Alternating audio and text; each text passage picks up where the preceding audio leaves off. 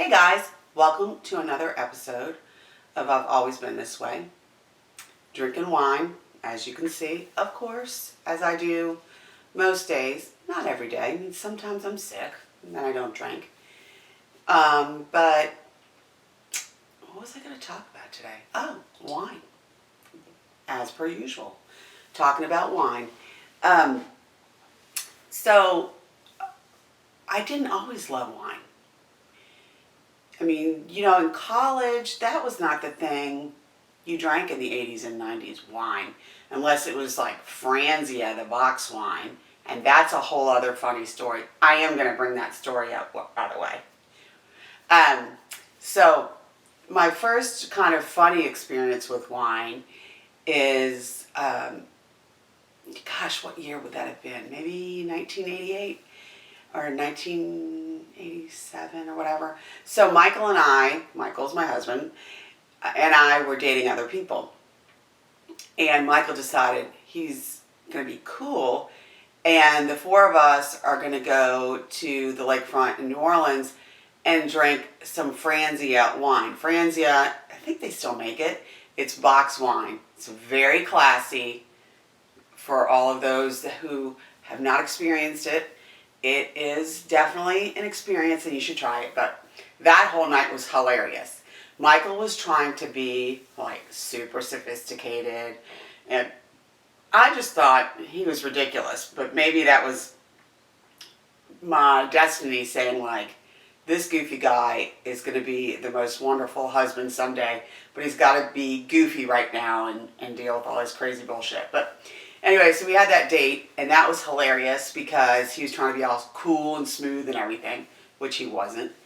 But anyway, so that was my very first probably experience drinking wine, which is hilarious because I'm still drinking wine with Michael today, just not with his ex-girlfriend and my ex-boyfriend. That would make it be a little awkward. Anyway, maybe all this part will be cut out. It's kind of fucking stupid anyway. So when my husband and I got married, I didn't really drink wine much. Occasionally we'd have a glass of champagne to celebrate something or toast something.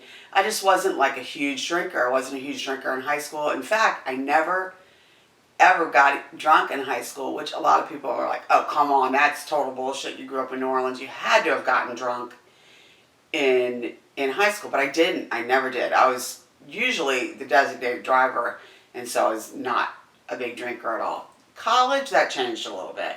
But I was never much of a wine drinker until, Michael and I have been married for a couple years. So, Michael did way back then and still thinks now that I can be uptight at times, which is complete fucking bullshit. You know what it is? He's just annoying all the time. I'm not uptight. He's just being aggravating. And I'm reacting to that, Anyway, so when we first got married, he was like, God, you're so uptight all the time, blah, blah, blah. Probably wasn't getting enough sex. That's what my guess is. And so he decided to bring me some wine. I think it was called Relax wine. It was like a Riesling white. It was real sweet and kind of gross, but initially that's what I liked because it was the least wine-like wine I had tried up to that point. I hadn't really had a lot of wine, but I didn't really like it at all. And so I started drinking Riesling, and then it became a thing where I was like, you better bring me home some wine or I'm going to go nuts, So, the Riesling is kind of a good intro into wine if you're not a wine drinker. It's like sweet and fruity and it's kind of an easy to drink wine, I didn't really start loving wine until I had kids. And I don't know, it was because they just drove me so fucking nuts that I thought, bitch, you better start drinking wine. So at that point I started dabbling into like just white wine, nothing fancy, just kind of whatever was in that $10 kind of price point, wine, nothing great, nothing crazy. And one time when Riley was a baby, my youngest one, she would just stick her fingers in my wine, and it was just maddening to me. So one day I'm like, listen, you little bitch. And by the way, I should not have called her that, even in my mind, because she was like 18 months old, most adorable, curious little creature, kept sticking her fingers in my wine glass. So I'm like, I might go to jail for this, but I'm going to let her try it. So I let her take a little sip, and ladies and gentlemen, that was the last time she stuck her finger and tried to get into my wine glass until she was about 17. And then she kind of started that bad habit up again. But at that point, I figured she's okay. We can roll with it. She's no problem now. But so really, I didn't start getting into red wine until, gosh, maybe till we moved to Georgia, maybe like 15 years ago.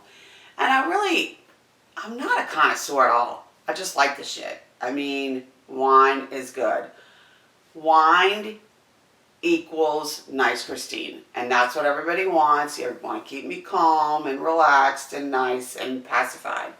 And my friends always laugh because when my wine glass starts to get empty, Michael is smart enough to know, like, I better fill that up because the more she drinks, the nicer she is, which will turn into one of those, hey girl, you looking good kind of evenings. And so it benefits him to get me drunk. So it's a win-win for everybody.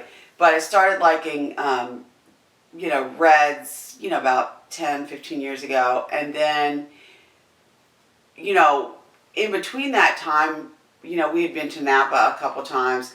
The first time we went to Napa, we tried all sorts of wines, and they were pretty good. I liked them. We enjoyed drinking wine, and it was really nice for Michael and I, or really whoever you're hanging out with, you just kind of slows down the day, and just can have like a kind of a great conversation with your person, or a stranger, or your friends, or whatever. I often like to drink wine in the hot tub with my friends and family, and of course Michael, who's very easy to corrupt. Like I say, I'm opening wine, you want some? He's usually like, yeah. My good friend Alicia up the street, she and I are each other's AA sponsors. Okay, that's a joke, guys. It's a joke. I call her my AA sponsor because her name is Alicia Ann. Okay? Everybody calm down. I'm not, making fun of alcoholics. Just relax. Relax your shit. It's no problem. Anyway, so we went to Napa the first time, and we had a good time. But as soon as we got home, we found out we were moving to, where were we moving that time? Shit. Oh, we're moving here. So for our 20th anniversary, we went to Napa again. And we had a really great time. And at that point, I started realizing that I really enjoyed wine. I enjoyed all different types of wine. I enjoyed just drinking. I mean, not in excess necessarily, but wine is good shit. Like, why wouldn't you fucking drink it? You can get it at a grocery store. You can get it at Walmart. You can get it at Circle K. I mean, if all those places are promoting wine, it's got to be good, right? So, anyways, I really do have a great affinity for wine. So, what happened is the more I started to drink red wine, though, I was starting to get these like really bad headaches. And I was like, fuck, I am going to find out I'm allergic to wine. Like, what could be worse than finding out you're allergic to wine? I am not sure. But anyway, so I decided, let me start trying some non-California wines. So when I started doing that, I found that not only did I get fewer headaches, I really didn't get any headaches. And so I did a little research because I'm like, I don't really consider myself a chemist I'm a wine enthusiast, but I'm not by any stretch of the imagination a wine expert. But I Googled it, like I do most things I don't know anything about. This is before AI, because I don't want some like robot telling me what's good, because they don't fucking know shit. Anyway, I digress. So I discovered that there's sulfites and tannins, I guess especially in red California wines, that are very high. So I kind of cut off red wines from California especially out of my life. And occasionally I'll drink a white wine from California, but it's like if we're at a Chinese or Japanese restaurant and all they have is like a California white, I'll definitely drink it because I don't really have a strong liking for Japanese or Asian, any kind of Asian beer, and I don't like sake. I know. A lot of people love it. I don't understand why you want to drink wine that's hot, but hey, you do you. If you love it, you love it. But after I started drinking wine that was not from California, my real love of wine kind of began because I was like, this shit's good. I love it. Like, what isn't wine good with? You can have wine with pizza. You can have wine with chicken. You can have wine with steak. You can have wine with chocolate. Really, it pairs well with everything. Like, it's like having a good friend that gets along with all your other friends. Like, why wouldn't you bring your wine along if everybody likes it? I mean, seriously, it's a very enjoyable thing, and I like to drink it. Now, I don't really know what else to say about it, but hold on a minute. Ooh. God damn, that shit's good. A lot of people think that, when you're eating a certain kind of food, you have to have a certain kind of wine. And I guess that's true if I was a sophisticated drinker. But let's be clear, ladies and gentlemen, I'm not sophisticated in any way. I'm a little bit redneck, a little bit of a hoodat, a little bit of a Yankee, I'm a kind of a gumbo or a melting pot of crazy personalities. I've lived a couple different places, so anyway, I just like what I like. And you should too. Like, you should never let anybody dictate to you what kind of wine you need to drink with, whatever you're eating. It's all good. And ladies and gentlemen, especially ladies, like, if you have gone through menopause like me, there's just certain times you can't fucking drink red wine. If you drink red wine, your head will blow off your body. You just get so hot. So I usually limit red wine to nighttime, and daytime, come to think about it. But anyway, if I'm having like a heat flash or whatever, I kind of try to stay away from red wine. But that's why red wine's best friend, white wine, is always available. Isn't that the greatest thing? Those guys can be such good friends, red and white wine. Like, they can just get along. It's the greatest thing. So I love to drink it all. It's great. Wine's great. It doesn't have to be expensive wine at all.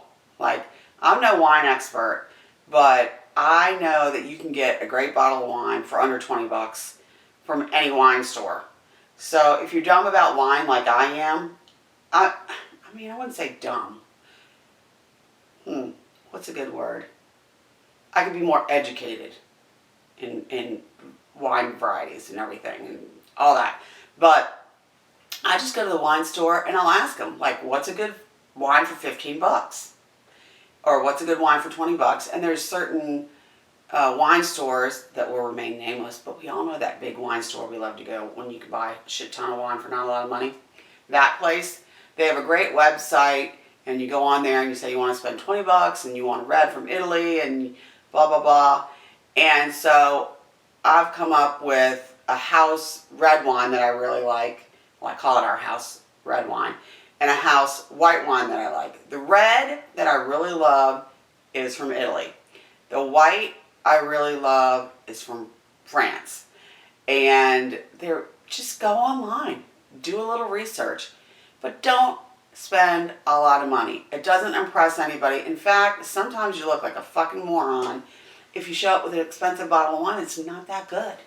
It's better to come with a great, moderately priced wine that people will love. Like, are you and I put on this earth to impress people? Fuck no. Drink what you want, do what you want, whatever. I do like wine, though, I will say.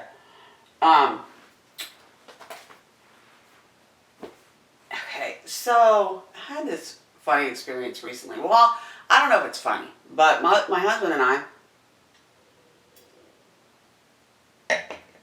just got back from a vacation, and we're at this resort.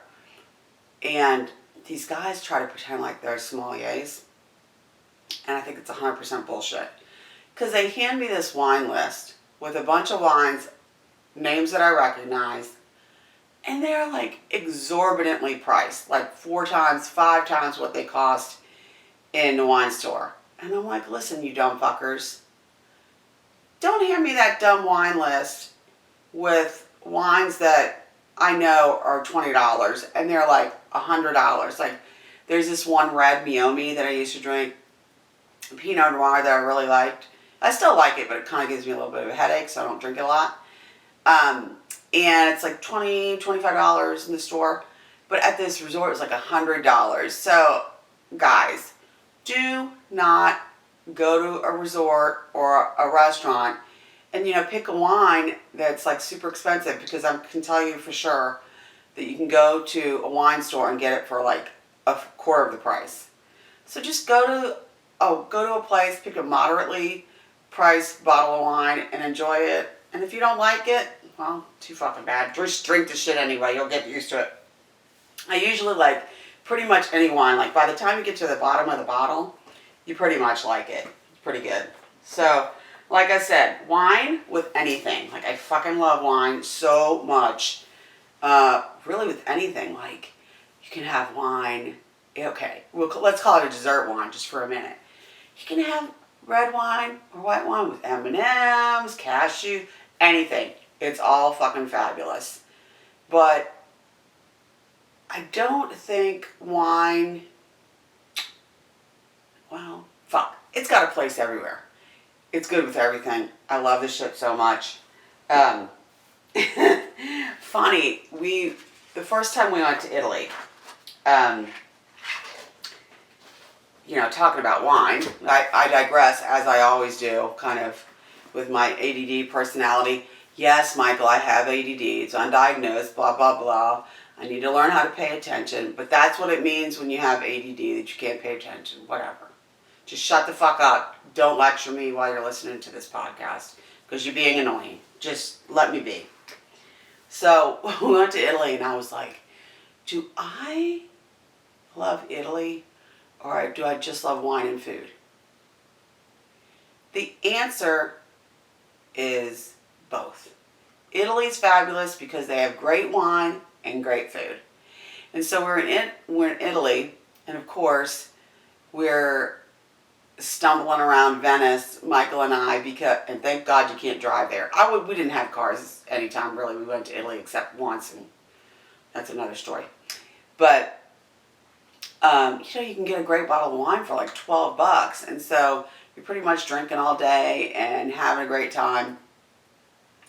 So one time we're in Italy, and it's Michael, Reagan, Riley, and myself.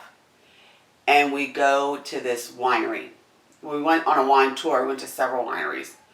But we went to this one winery, and ladies and gentlemen, first of all, I think my husband is the sexiest man on earth. However, a man that also knows a lot about wine, that's also sexy, and also is like trying to teach you things, but in a lectury way, like kind of charming, just charming. And they're fucking hot as shit over there in Italy. So it kind of makes it easy to get drunk. You get drunk on people's personalities. You get drunk because you're in love with your spouse. You get drunk for all sorts of reasons. Just get drunk. It's great. You'll love it. If you haven't tried it, just fucking do it. My mom has never been drunk. That I don't understand. But hey, you do you. You don't want to drink wine? Don't drink it. But if you don't, I don't fucking understand you. I think it's great. So this guy we're at this winery, and this guy's like, giving us all these different, we had like a wine tasting with food, and this guy, is telling us about these wines, and which wine do you like the best, and so I told him which wine I like the best, and he goes, you have a beautiful mouth. And I was like, oh yeah. Yes, I do. It was hilarious. So I'm telling you, this guy was so hot, and you know, my brain's all over the place, but can't talk about wine, not talk about the hot guy that owned the winery, right? So even Michael thought he was hot, and for a minute, just for a little small minute, I thought, is Michael going to turn gay if the opportunity presents himself to himself? Wait, start that over. Is Michael going to have a gay experience because he thinks this guy's so hot? Because it could not be denied. This guy was hot. Needless to say, hot guy equals large wine purchase. And we had a great time. And another time I was in Italy with my sister Kay and one of my daughters. Did both my daughters go on that wine tour? Yes. Yeah, all three of us were there, and then my sister Kay as well. And we just got drunk as can be and had a great time. And I guess, you know, for me, you know, drinking wine is simply because it's awesome. And also because, you know, as you guys may have guessed, I like to talk a lot. And when you're sitting down, whether you're at a restaurant or whatever, wine seems to kind of like slow down the pace of things. You know, you just kind of chilling out and kicking back in your chair and having a glass of wine and just enjoying the person or the people that you're with. So for me, you know, I can drink wine by myself. I don't often do that unless I'm in a really shitty mood. And then I'll have a glass of red or two with some dark chocolate, and that always makes me feel better. But typically, you know, pretty much a social wine drinker, although you can be social anywhere. You can be social in your house, you can be social at your hot tub, you can be social at a restaurant, wherever. I love to be social everywhere. I talk with everybody I know, or most people I don't know. Anyway, I talk to everybody. But for me, wine has been something that's been enjoyable to consume, and I'm starting to learn a little bit about wine, and maybe I could talk about it again with you guys next week, a little bit more about my Italian experiences with drinking wine, the fun stuff that's happened there. And I will say one thing about being in Italy and drinking. I thought, if I get drunk or one of these hot policemen arrest me, and I was thinking, you know, wouldn't be the worst thing. But anyway, so this whole episode, I don't know if this is even going to be a good episode or not, but I fucking love to drink wine. Wine is great, and we'll talk about it more maybe next week. Nice talking to y'all. I hope to see you guys next week on I've Always Been This Way. Have a good one.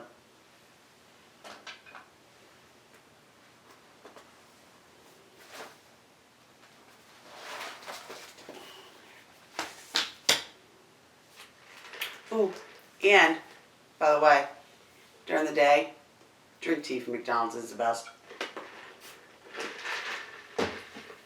Later, guys.